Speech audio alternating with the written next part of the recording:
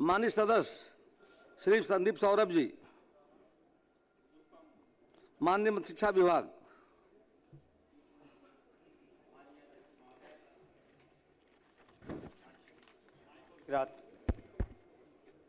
उत्तर आंशिक स्वीकारात्मक है।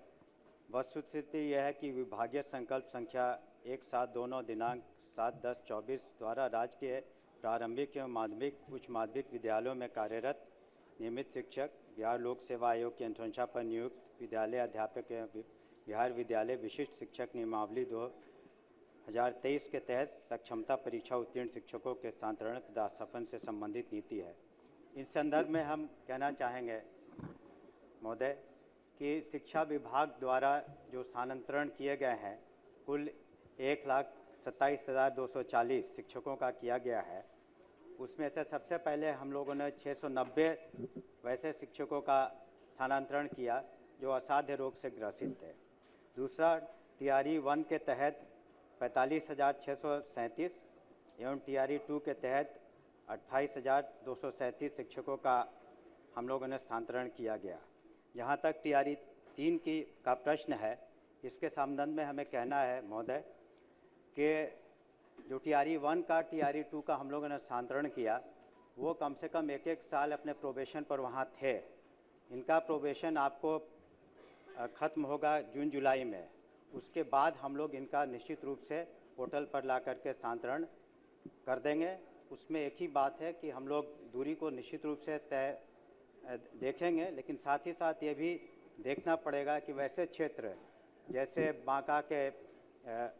बांका का इलाका है बेलहर, या फिर आपको कैमूर का इलाका है, या फिर जमुई का कुछ इलाके हैं, तो इन जगहों पर कम वहाँ के छात्र छात्रा वहाँ के लोगों ने क्वालिफाई किया है, तो उन सब जगहों पर भी उनको भेजना आवश्यक है। तो रिक्तियों को, इन सब बातों को देखते हुए टीआरई 3 वाला भी जून जुलाई में हम लोग पोर्टल के आधार पर निश्चित रूप से कर देंगे।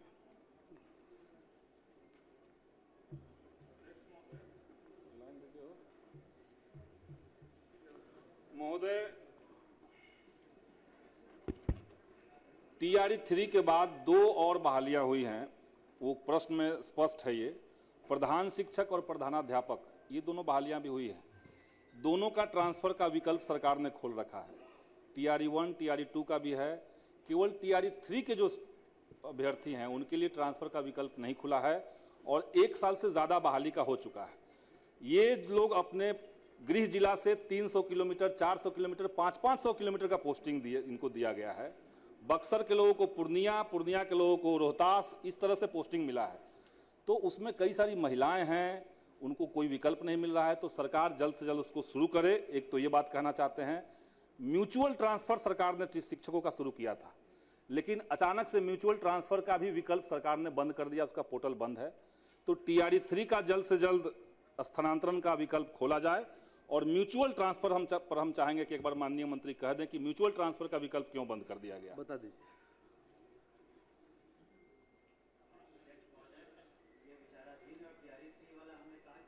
जैसे पूरा होगा इसके बाद ही टीआरई 1 और टीआरई 2 का जैसा उसी प्रक्रिया में हम लोग निश्चित रूप से कर लेंगे। और म्यूचुअल का जहाँ तक एक सर्टेन पीरियड तक खुला था, जिसके आधार पर हुआ था, हम पुनः उस पर विचार करेंगे। धन्यवाद। अध्यक्ष करेंगे, कुछ इलाके ऐसे शिक्षक हैं ही नहीं, तो म्यूचुअल में तो कोई नुकसान नहीं है। वहाँ के शिक्षक वहाँ के वहाँ जा रहे थे। मंत्री ने कहा विचार करेंगे, कहाँ विचार करने के लिए कर रहे हैं? म्यूचुअल ट्रांसफर का दोबारा बोल दीजिए, नहीं सुन पाए हैं। नहीं, हमने कहा ना, आपने जो सुझाव दिया है महोदय, हमने उस पर पुनः विचार करेंगे। एक सर्टेन पीरियड के लिए तो खुला ही था म्यूचुअल का, जिसमें सारे हो गए थे। तो आपका जो सुझाव उस पर हम विचार करेंगे। धन्यवाद। माननीय सदस्य मोहम्मद मुर्शिद आलम जी।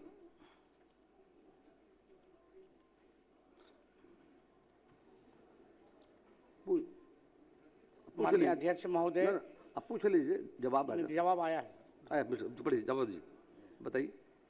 जो कि हाट डिग्री कॉलेज के संबंध में मैं इससे पूर्व माननीय शिक्षा मंत्री को 16/1 को एक आवेदन दिया था भूमि विवरण के साथ, और माननीय मुख्यमंत्री महोदय जी को भी मैंने 19/1 को भूमि विवरण के साथ आवेदन दिया था। लेकिन जवाब जो आया है वो प्रति आसाम है। मेरा कहना है कि सर, उच्च विद्यालय जो कि हाट में 11 एकड़ 85 डिसमिल जमीन है और उच्च विद्यालय उदा हाट में 13 एकड़ जमीन है सर।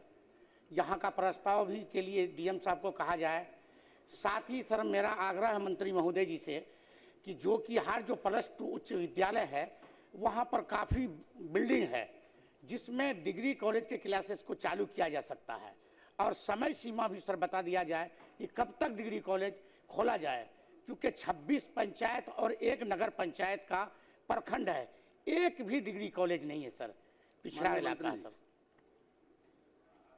माननीय अध्यक्ष महोदय, इन्हीं सब बातों को देख के राज्य सरकार द्वारा वित्तीय वर्ष 25-26 के बजट अभिभाषण में माननीय मुख्यमंत्री जी ने 7 निश्चय 3 में यह तय किया था कि प्रति प्रखंड में हम लोग डिग्री कॉलेज की स्थापना करेंगे।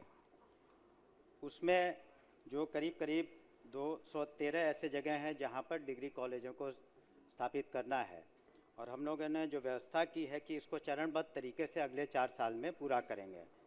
और जहां तक प्रश्न है, उन्होंने जैसा कि माननीय सदस्य ने कहा कि वहाँ पर व्यवस्था है, तो वो हम लोग उसका आकलन कर रहे हैं कि कुछ डाइट भी हैं जो ट्रेनिंग इंस्टीट्यूट्स हैं विभिन्न ज़िलों में, उसके अलावे जहाँ पर संभव हो पाएगा उसकी चिन्हित करके हम लोग शुरू करेंगे। और जहाँ पर नहीं है वहाँ ज़मीन को एक्वायर कर, जो डीएम से हम लोगों ने मांगा है 5 एकड़ ग्रामीण क्षेत्र में, 2.5 एकड़ शहरी क्षेत्र में, तो वहाँ डिग्री कॉलेज का चरणबद्ध से हम लोग स्थापना करेंगे और इसका निर्माण करेंगे। धन्यवाद। माननीय मंत्री, माननीय सदस्य श्री मनोहर प्रसाद सिंह जी।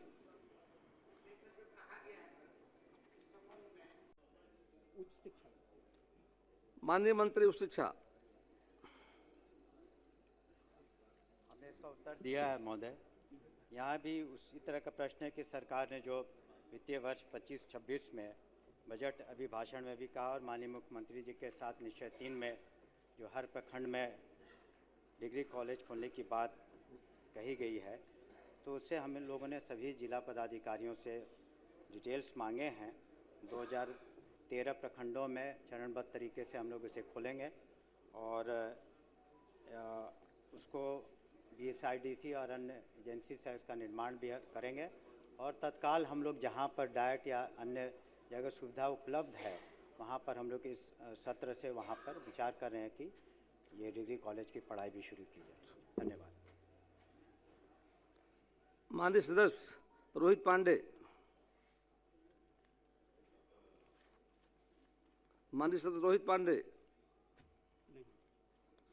माननीय सदस्य अत्रेय कुमार। हेलो, हाँ महोदय, मैं प्रश्न पूछना चाहता हूँ माननीय मंत्री जी से कि क्या ये सही बात है कि दरभंगा जिले के कुशेश्वर स्थान और उत्तर मिला है ना? जी नहीं, उत्तर नहीं मिला है। बैठिए, आप माननीय मंत्री को बोलने दीजिए। माननीय मंत्री। उत्तर स्वीकारात्मक है खंड 1 का। खंड 2 का उत्तर खंडिका 2 या 3 का 7 है कि वस्तु स्थिति है कि राज्य सरकार द्वारा वित्तीय वर्ष 25-26 में बजट अभिभाषण एवं 7 निश्चय 3 के अंतर्गत राज्य के वैसे प्रखंडों में जहां पूर्व से महाविद्यालय संचालित नहीं, उन प्रखंडों में महाविद्यालय स्थापित करने का निर्णय लिया गया है। इस क्रम में विभागीय पत्रांक 40 दिनांक 14/26 द्वारा राज्य के सभी जिला पदाधिकारियों की भूमि की उपलब्धता के संबंध में प्रतिवेदन की मांग की गई है।